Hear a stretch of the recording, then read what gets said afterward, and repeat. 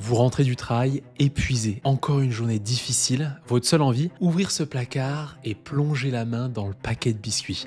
Juste pour souffler un peu, juste pour vous sentir mieux quelques minutes. Puis vient la culpabilité. Cette petite voix qui vous dit « Tu vois, tu recommences, tu n'as aucune volonté. » Et si je vous disais que ce n'est pas une question de volonté, que depuis des années vous êtes piégé dans un cercle vicieux dont vous n'avez même pas conscience. Un cercle qui vous fait reprendre du poids encore et encore, malgré les régimes, le sport intense, les pilules coupe-faim ou même les séances d'hypnose. Ce cercle, ma mère l'a vécu pendant 30 ans. Après avoir perdu et repris plus de 40 kilos, elle a enfin compris. Et elle a libéré 26 kilos en un an. Aujourd'hui, 3 ans plus tard, elle maintient son poids d'équilibre, sans régime et sans frustration. Et le jour où elle a compris ce mécanisme, tout a changé pour elle. Vous pensez peut-être que votre problème, c'est le sucre ou le chocolat ou votre manque de discipline.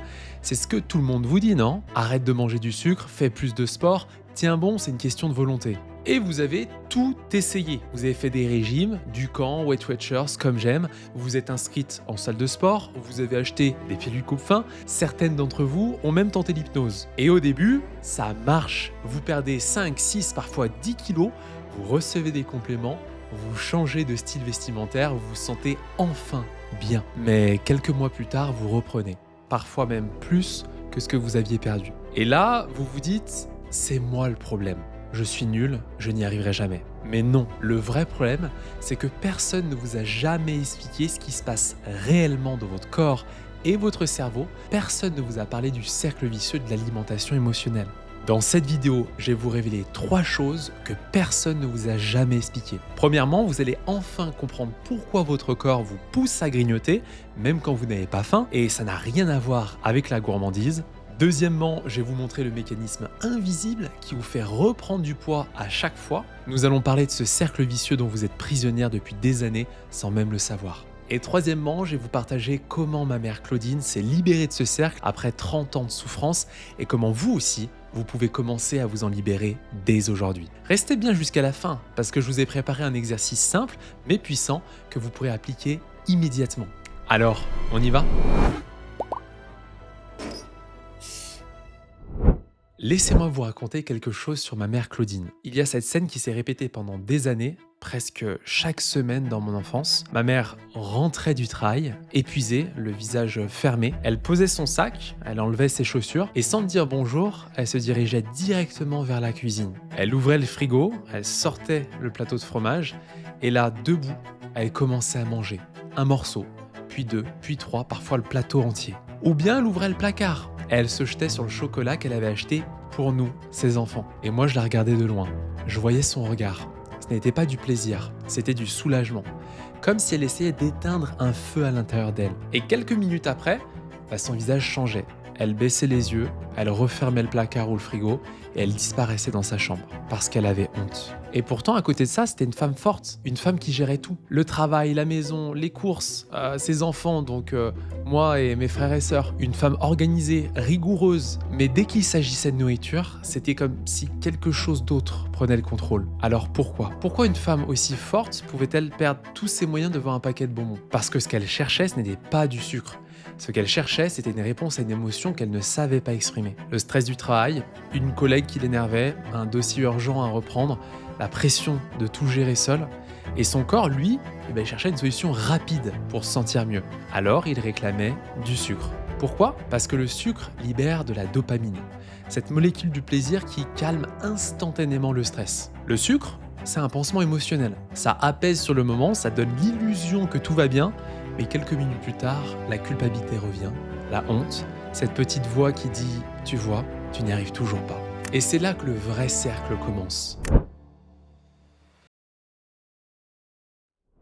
Vous venez de comprendre pourquoi vous grignotez, maintenant laissez-moi vous montrer le vrai piège. Le cercle vicieux dont vous êtes prisonnière sans même vous en rendre compte. Et ça commence toujours de la même façon. La première étape, c'est le stress. Donc vous vivez une journée difficile, un conflit au travail, les enfants qui vous épuisent, une dispute avec votre conjoint ou tout simplement trop de pression. Votre inconscient perçoit ça comme un danger de mort. Et oui, vous avez bien entendu, pour votre cerveau primitif, le stress intense, c'est égal à un danger immédiat. La deuxième étape, c'est la recherche de dopamine. Donc face à ce danger, votre corps cherche une solution rapide pour survivre. Et il sait exactement où la trouver, dans le sucre. Le chocolat, les biscuits, le pain, tout ce qui va libérer de la dopamine instantanément. La troisième étape, c'est le grignotage et parfois même en cachette. Donc vous ouvrez le placard, vous mangez, parfois debout, parfois vite, parfois en cachette pour que personne ne vous voie. Sur le moment, ça va mieux, vous respirez, vous vous sentez apaisé. Et la quatrième étape, c'est la culpabilité. Ce plaisir que vous avez ressenti en mangeant le chocolat, il dure pas vraiment. Quelques minutes plus tard, la culpabilité arrive. Elle est énorme, écrasante. Et vous vous dites, je suis nul, je n'ai aucune volonté, pourquoi je n'arrive pas à me contrôler? Et finalement, la réponse à tout ça, c'est la cinquième étape, la privation extrême et les régimes. Donc pour compenser, vous décidez de vous reprendre en main, vous vous lancez dans un régime strict, vous supprimez le sucre, vous sautez des repas, vous vous privez. Et votre corps, lui, il panique. Pour lui, cette privation, c'est égal à un nouveau danger de mort. Et il se dit, on me prive de nourriture, je suis en danger, donc je dois stocker un maximum. Et la sixième étape, le cercle recommence tout simplement. Votre métabolisme ralentit, votre corps stocke chaque calorie, la frustration monte, le stress augmente, et un jour, un nouveau craquage. Vous remangez, vous reprenez du poids, vous culpabilisez, et le cercle recommence. Vous voyez maintenant pourquoi ce n'est pas de votre faute? Ce n'est pas vous qui manquez de volonté. C'est votre corps qui essaie de vous protéger. Mais personne ne vous l'a jamais expliqué. Et pendant ce temps, vous vous culpabilisez, vous vous sentez nul, vous perdez confiance en vous. Mais alors, comment s'en sortir? C'est ce que ma mère a découvert un jour et ça a tout changé pour elle. Il y a eu un moment où ma mère en a eu assez. Parce qu'après 30 ans à lutter contre son corps, après des dizaines de régimes, après avoir perdu et repris plus de 40 kilos, elle s'est posé une simple question. Une question d'ailleurs qu'elle ne s'était jamais posée avant. Pourquoi est-ce que j'ai envie de manger là, maintenant? Pas comment je fais pour ne pas manger, pas qu'est-ce que je peux prendre à la place, mais vraiment qu'est-ce que je ressens dans ce moment précis. Et c'est là qu'elle a commencé à comprendre. Ses envies n'étaient pas physiques, c'était des messages émotionnels. Le sucre venait combler quelque chose de bien plus grand. La fatigue de toujours devoir être forte pour les autres, le manque de reconnaissance, le besoin de relâcher la pression, le besoin de ne plus tenir bon tout le temps. Le sucre, c'était son moyen de se dire « j'ai besoin de souffler ». Et au lieu de lutter contre le sucre, elle a commencé à écouter ce qu'il révélait.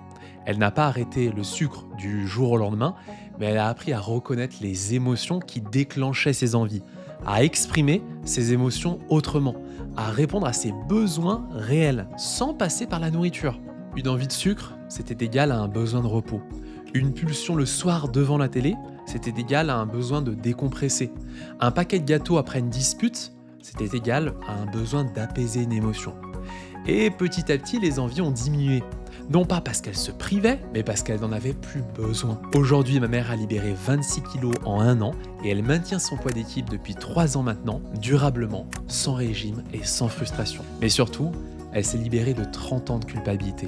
Elle a retrouvé son énergie, sa joie, sa légèreté.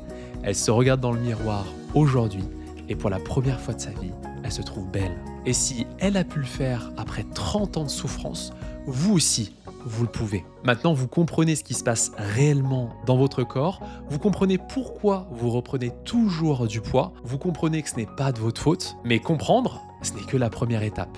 Pour vous libérer vraiment de ce cercle vicieux, vous devez agir. C'est pour ça que j'ai créé pour vous un guide vidéo gratuit, le guide de la libération émotionnelle. Dans ce guide, je vais vous partager les 4 étapes exactes pour identifier vos émotions déclencheurs, la méthode pour exprimer vos émotions sans passer par la nourriture et l'exercice simple que ma mère pratique encore aujourd'hui pour rester libre. Ce guide, c'est le premier pas vers votre libération. Pour y accéder, il suffit juste de cliquer sur le lien juste en dessous de cette vidéo. C'est gratuit, c'est immédiat et ça peut changer votre vie. Vous venez de découvrir ce qui se cache derrière vos grignotages, ce cercle invisible qui vous fait reprendre du poids à chaque fois et surtout que ce n'est pas de votre faute. Se libérer de l'alimentation émotionnelle, c'est pas juste de perdre du poids, c'est retrouver votre liberté, c'est vous réconcilier avec votre corps, c'est reprendre confiance en vous. Vous méritez de vous sentir bien, vous méritez de vous sentir libre. Alors téléchargez le guide juste en dessous et faites le premier pas vers votre libération. Moi je vous dis à très vite et surtout n'oubliez pas, vous êtes capable.